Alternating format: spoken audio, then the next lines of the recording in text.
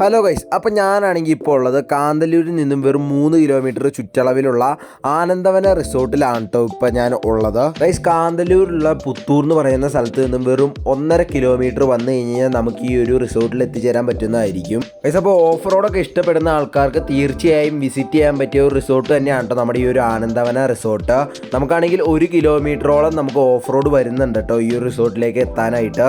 Guys, അപ്പോൾ നമുക്കാണെങ്കിൽ പുത്തൂരിൽ തന്നെയാണെങ്കിൽ നമ്മുടെ കാറൊക്കെ പാർക്ക് ചെയ്യാനായിട്ടുള്ള സൗകര്യം ഇവിടെ തന്നെ നമുക്കുണ്ട്. പിന്നെ ആണെങ്കിൽ അവരുടെ ജീപ്പിനെ നമ്മളെ അങ്ങോട്ടേക്ക് കൂട്ടിക്കൊണ്ട് പോകുന്നതായിരിക്കും.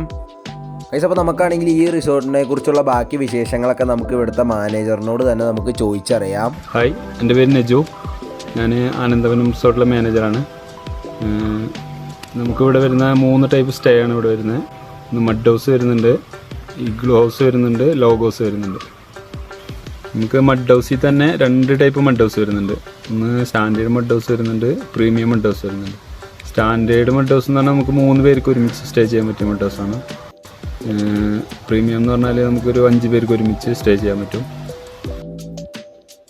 ടോട്ടലൊരു 35 പേർക്ക് ഒരുമിച്ച് സ്റ്റേ ചെയ്യാൻ പറ്റും നമുക്കിവിടെ. പിന്നെ നമുക്കിവിടെ റെസ്റ്റോറൻറ്റ് വരുന്നുണ്ട്. റെസ്റ്റോറൻറ്റ് എന്ന് പറഞ്ഞാൽ നമുക്കൊരു മെനു ഉണ്ട്. മെനു നമ്മൾ ഓർഡർ എടുത്തിട്ട് അതിനനുസരിച്ച് നമ്മൾ മെനു ഉണ്ടാക്കി കൊടുക്കും. ഫുഡിൻ്റെ മെനു നമുക്ക് ലഞ്ച് വരുന്നില്ല, നമുക്ക് ബ്രേക്ക്ഫാസ്റ്റ് വരുന്നുണ്ട്. പിന്നെ നമുക്ക് എക്സ്ട്രാ ആക്ടിവിറ്റീസ് എന്ന് പറഞ്ഞത് ഷട്ടിൽ ബാറ്റ് ഉണ്ട്, ക്യാരംസ് ഉണ്ട്, ഊഞ്ഞാലുണ്ട്. അപ്പോൾ നമ്മുടെ ഇഗ്ലൂ ഹൗസിൻ്റെ ഉള്ളിൽ കയറി നോക്കി കഴിഞ്ഞാൽ 2 പേർക്ക് സുഖമായിട്ട് നമുക്ക് കിടക്കാൻ വരുന്ന സെറ്റപ്പാണ് ഇവിടെ ചെയ്തിരിക്കുന്നത് കേട്ടോ. അപ്പോൾ നമ്മുടെ ലോഗ് ഹൗസിലേക്ക് പോയി കഴിഞ്ഞ് കഴിഞ്ഞാൽ നമുക്കാണെങ്കിൽ അവിടെയാണെങ്കിൽ 2 റൂമാണ് നമുക്ക് മേളിൽ വരുന്നത്.